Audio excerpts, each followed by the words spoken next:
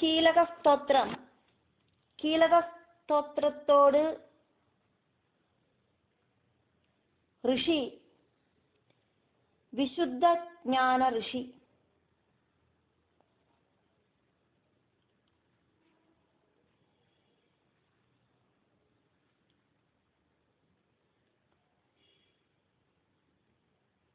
விசுத்த ஞானன் அப்படிங்கிற ரிஷியாக்கும் ஸ்ரீ கீலக ஸ்தோத்திர மகாமந்திரத்தோடு ரிஷி.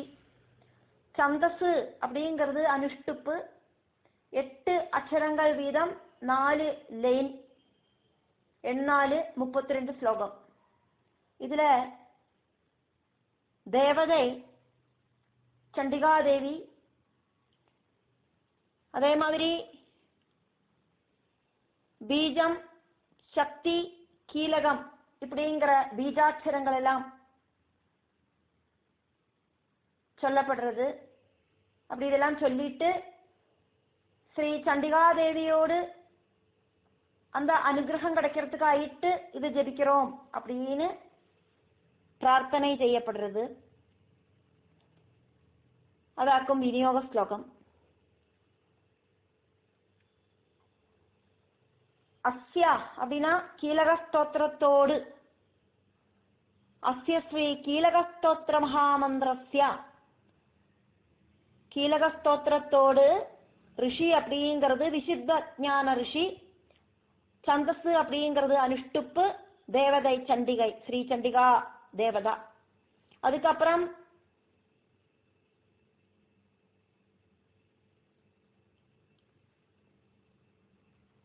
பீஜ மந்திரம், சக்தி மந்திரம், கீலக மந்திரம், பீஜாட்சரங்களை அங்க சொல்லப்படுறது. എന്നിട്ട് ஸ்ரீ சண்டிகா பிரசாத சித்தியர்த்தே ஜபே விநியோகா அப்படின்னு இந்த விநியோக ஸ்லோகம் சொல்லப்படுறது. இங்க குரு முகாந்தரமாயிட்டு பீஜாட்சரங்கள் கத்துக்கணும் அப்படிங்கிறதுனால அதை அவாய்டு பண்ணிட்டு பாக்கி இருக்கிறது எல்லாமாக்கும் இங்க நான் எக்ஸ்பிளைன் பண்ணிட்டு இருக்கேன். அப்படி சொல்லிட்டாக்கும் தியான மந்திரம் அப்படிங்கிறத சொல்லணும். கீலகம் அப்படின்னா ஃபார் எக்ஸாம்பிளுக்கு 2 ஸ்டீல், அப்படி இல்லைன்னா 2 அயன், அப்படி இல்லைன்னா 2 காப்பர் தகுடை எடுத்துட்டு ஒன்னுகூட ஒன்னு சேர்த்து வச்சு அவ ரெண்டும் ஜாயிண்ட் பண்ணணுமானா என்ன பண்ணுவோம்? நடுவில் ஒரு ஹோல்ஸ் போட்டு ஒன்னோட ஒன்னு சேர்த்து வச்சு கடிப்பிக்கிறதுக்காயிட்டு நடுவில் ஒரு ஹோல்ஸ போட்டு ஒரு போல்ட்டை போடுவோம். அந்த போல்ட்டாக்கும் கீலகம் அப்படிங்கிறது. அதே மாதிரி அப்படியே அந்த போல்ட் போட்டானா என்ன ஆகும்? அந்த தகுடுகள் ரெண்டும் லூஸ் ஆகாட்டி டைட் ஆயிட்டு சேர்ந்து நிற்கும். அதே மாதிரி தேவி மகாத்மிய பாராயணம், அந்த பாராயணம் செஞ்சானாக்கா ஃபலப்பிராப்தி அப்படிங்கிறது கொஞ்சம் கூட குறையாம கிடைக்கிறதுக்காயிட்டு ஸ்ட்ராங் ஆயிட்டு இருக்கிறதுக்கு வேண்டி செய்யற மந்திரமாக்கும் கீலகம். சப்தசதி ஆக்கும் சொல்லணும். இதுலேருந்து கிடைக்கிற ஃபலம் வேற ஒன்னிலேருந்தும் கிடைக்காது அப்படிங்கிறது நம்மளை தேவி மகாத்மிய பாராயணத்துக்கு நம்மளுடைய ஸ்ரத்தைய அப்படியே டைவர்ட் பண்ணி விடுறது இந்த கீலக ஸ்லோகம். இதுலயும் பீஜாட்சரங்களாக்கும் முக்கியமா இருக்கு. அப்படி பீஜாட்சரங்களை சொல்லிட்டு விநியோக ஸ்தோத்திரம் சொல்லிட்டு அதுக்கப்புறமா தியான ஸ்லோகம் இருக்கு, அதை பார்த்துடலாம்.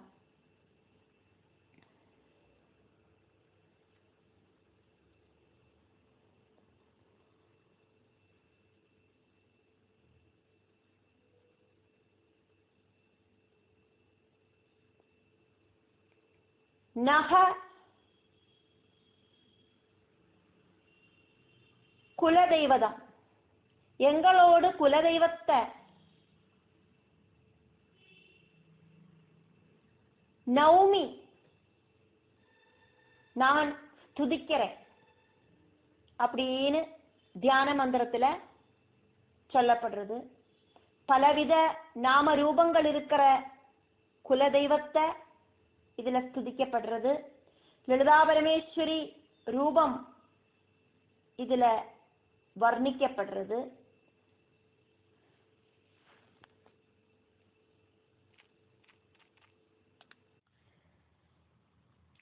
லலிதா சஹஸ்ரநாமத்தில் இருக்கிற தியான ஸ்லோகம் அதுக்கு ஈக்குவல் ஆயிட்டாக்கும் இப்ப இந்த கீலக ஸ்தோத்திரத்துல இருக்கிற தியான ஸ்லோகம். சிந்தூராருண விக்கிரஹாம் த்ரிநயனாம் மாணிக்ய மௌலி ஸ்புர தாராநாயக சேகராம் ஸ்மிதமுகீமாபீன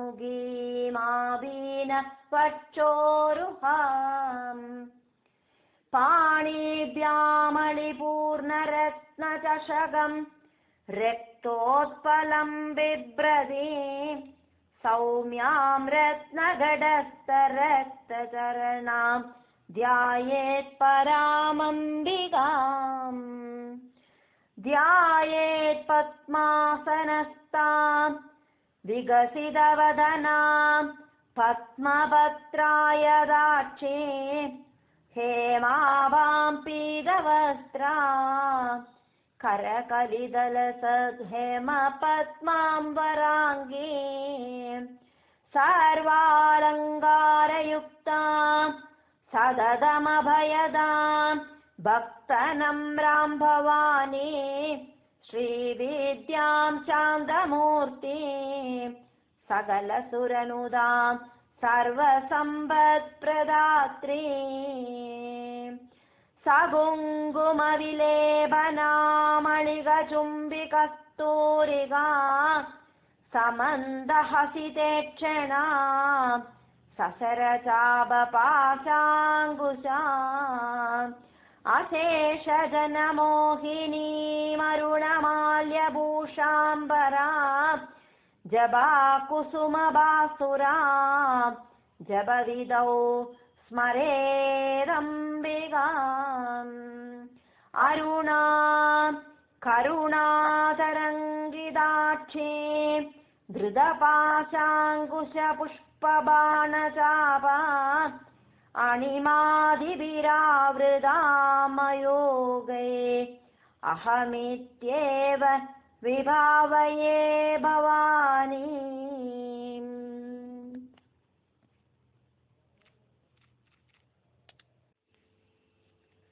திரிபுர சுந்தரியான ஸ்ரீ லலிதா பரமேஸ்வரியோடு அந்த ரூபம்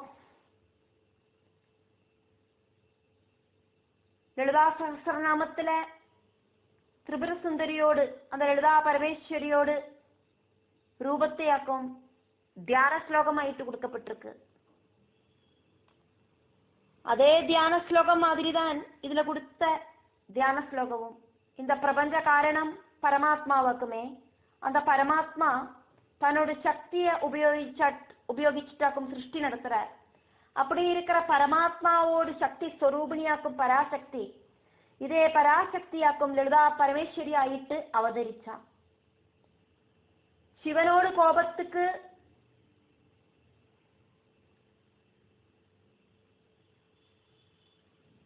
ஆளான அந்த காமதேவன் பஸ்மமான சமயத்துல சித்திரகாமன் அப்படிங்கிற சிவகணம் அந்த பஸ்மத்தால ஒரு மனுஷ ரூபம் பெறச்சாச்சு. சிவன் அந்த சித்திரத்துக்கு நேர பார்த்தோன்னே அதுக்கு ஜீவன் வச்சது, ஒரு மனுஷ ரூபம் உண்டாச்சு. இதாக்கும் பண்டாசுரன். இந்த பண்டாசுரன்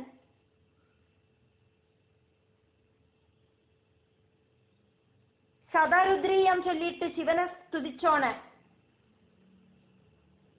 ருத்ர மந்திரங்களால சிவனை ஸ்துதிச்சோன சிவன் சந்தோஷமாயிட்டு 60,000 வருஷம் சொர்க்காதிபத்தியத்தை தானம் பண்ணினார்.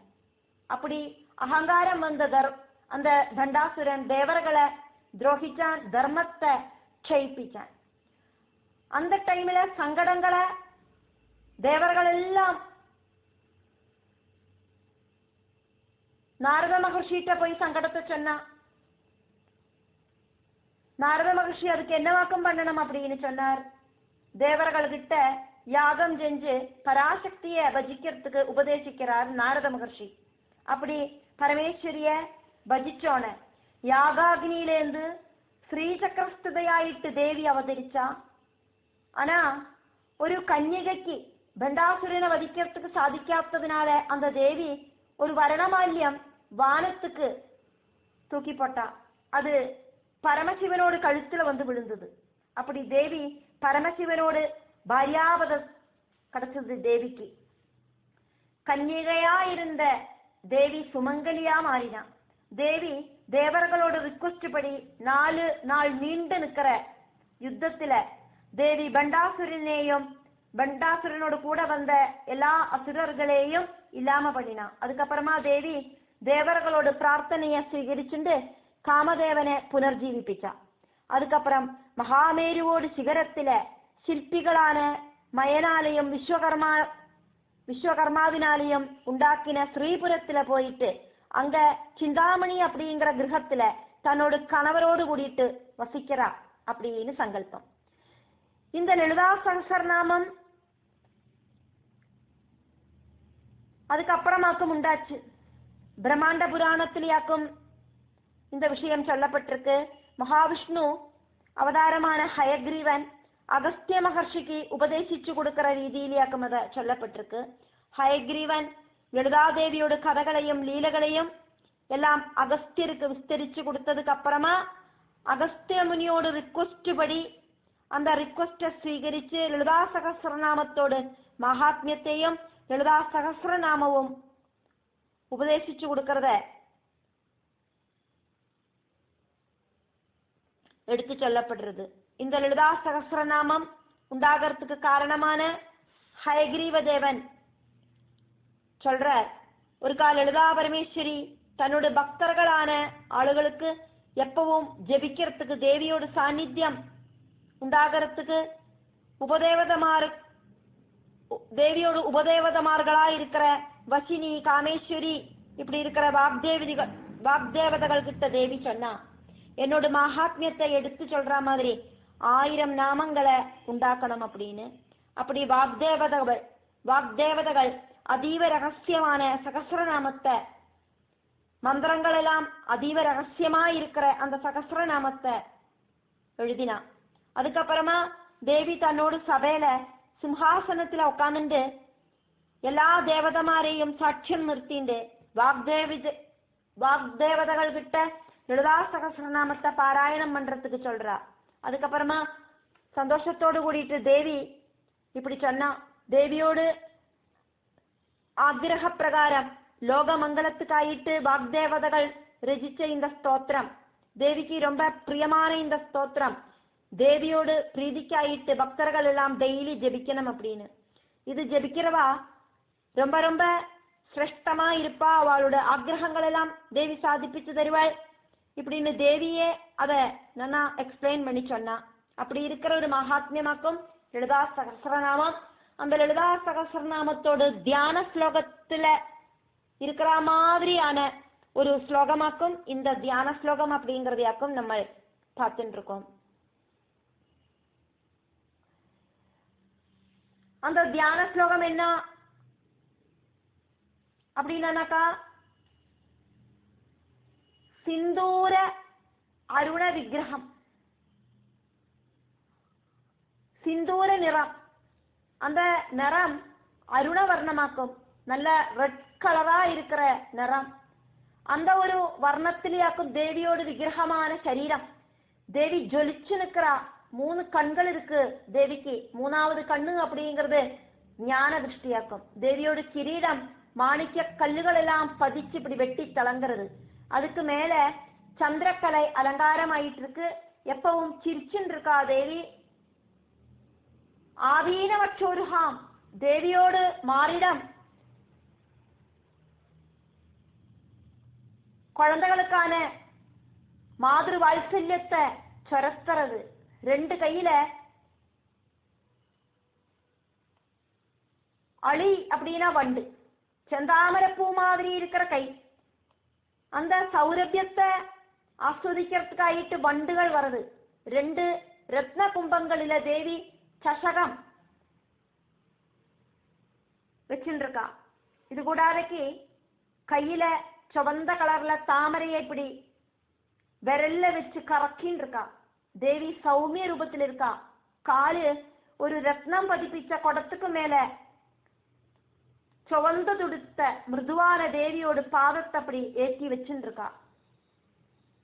அப்படியெல்லாம் இருக்கிற பராசக்தியான தேவிய நான் இதா தியானிக்கிறேன் அப்படின்னாக்கும் அந்த ஸ்லோகத்துல சொல்லப்படுறது. பத்மாசனம் அப்படின்னா தாமரையில தேவி உட்கார்ந்துட்டு இருக்கா அப்படின்னு அர்த்தம். விகசித வதனம் பத்மம் பத்மபத்திரம் அப்படின்னா தாமரை எதல் மாதிரி இருக்கிற ஆயதம், நல்ல வடர்ந்த கண்ணுகள் தேவிக்கு.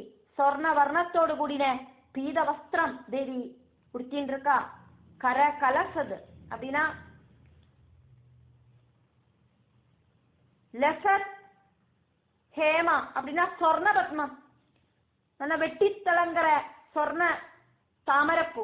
எல்லா அலங்காரங்களோடும் கூடிட்டு எப்பவும் அபயதாயினி ஆயிட்டும் பக்தர்களால நமஸ்காரம் செய்யப்படுறவளாயிட்டும் பவானி ஆயிட்டும் ஸ்ரீவித்யா ஸ்வரூபிணி ஆயிட்டும் இருக்கிற சாந்தமூர்த்தியா இருக்கிற சகல தேவதமாரால ஸ்துதிக்கப்படுற சர்வ சம்பத்தும் கொடுக்கிற மனசுகம் கொடுக்கிற தேவியை நான் தியானிக்கிறேன் அப்படின்னு எல்லாமக்கும் அந்த தியான ஸ்லோகத்துல சொல்லப்படுறது.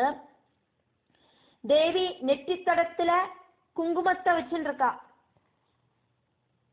அந்த சுகந்தம் ஆஸ்வதிக்கிறதுக்கு வண்டுகள் எல்லாம் வந்து உட்காந்துக்கிறது. கண்ணிலையும் தேவிக்கு ஒரு புன்னகை இருக்கு. சரம் சாபம் பாசம் அங்குஷம். சரம் சொன்னா அம்பு, சாபம் சொன்னா வில்லு, பாசம் சொன்னா கயறு, அங்குஷம் சொன்னா தோட்டி. இதெல்லாம் ஆக்கும் தேவியோட அலங்காரம். எல்லா ஜனங்களையும் மோகிப்பிக்கிற அருணமால்யம், நல்ல சகப்பு கலர் மாலை போட்டு இருக்கிற உஜ்வலமான ஆடை ஆபரணங்கள் எல்லாம் அணிஞ்சிருக்கிற தேவி. ஜபா குசுமம் அப்படின்னு சொன்னா செம்பருத்தி பூ. அந்த செம்பருத்தியோட நிறம் இருக்கிற தேவிய ஜபிக்கிறதுக்கு உட்கார்ந்து இருக்கிற நான் அந்த தேவிய மனசா ஸ்மரிக்கிறேன் அப்படின்னு எல்லாமாக்கும் அந்த ஸ்லோகம். அருணாம் கருணாம் தரங்கிதாட்சி, தரங்கித அச்சி, அருணவர்ணம் காருண்யத்தோடு கூடின கண்ணுகள் இருக்கிற தேவி. தேவியோடு கையில பிடிச்சிருக்கிற அந்த திருதம் பாசம் அங்குஷம் இப்படியெல்லாம் இருக்கிற அந்த அலங்காரங்கள். அதே மாதிரி புஷ்பபான சாபங்கள் இருக்கிற தேவி. அனிமா மகிமா கரிமா ஈசித்வம் லகிமா வசித்வம் பிராப்தி பிரகாச சித்திகள்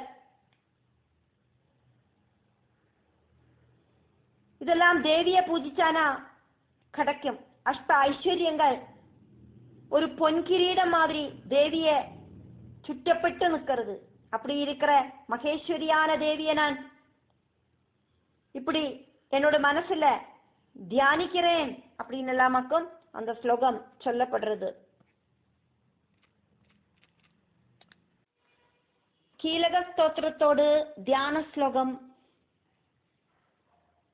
பார்த்துட்டு இருக்கோம். சோணப்பிரபம் சோம கலாவதம்சம். அம்சம் அ, ஹா கிடையாது, அ. சோணப்பிரபம் சோம கலாவதம்சம் பாணிஸ்புரத் பஞ்சசரேச்சு சாபம். பஞ்சசர இச்சு சாபம். பிராணப்பிரியம் நௌமி பினாக பாணேஹே கோணத்ரயஸ்தம் குலதெய்வதம் நஹ.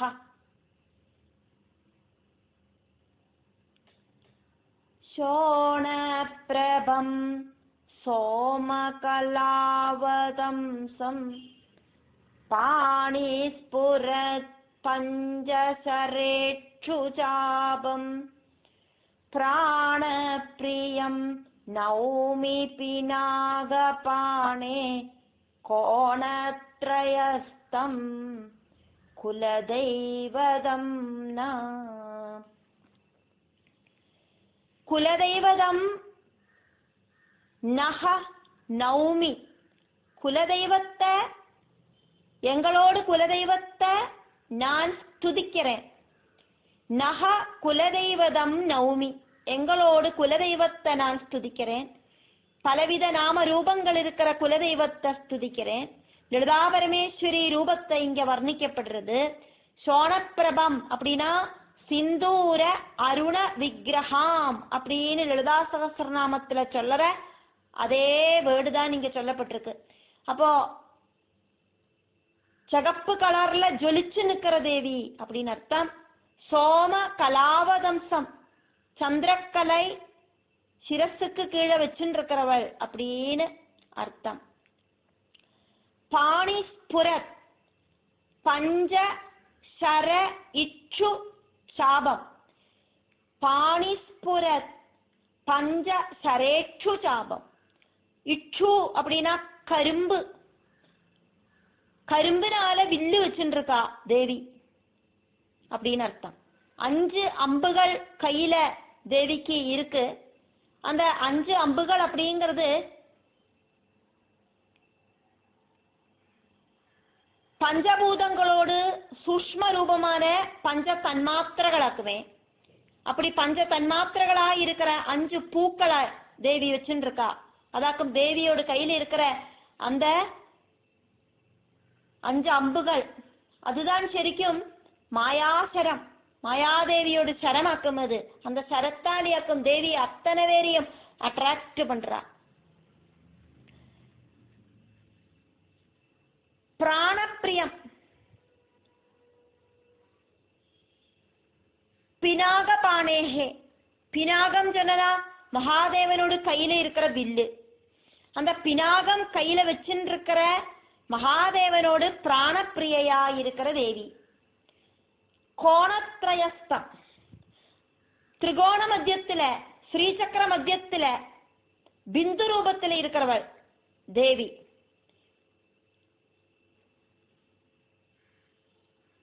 லலிதா சகஸ்ரநாமத்துல மனோரூபேட்சு கோதண்டா அப்படின்னு வருதே, அதுதான்.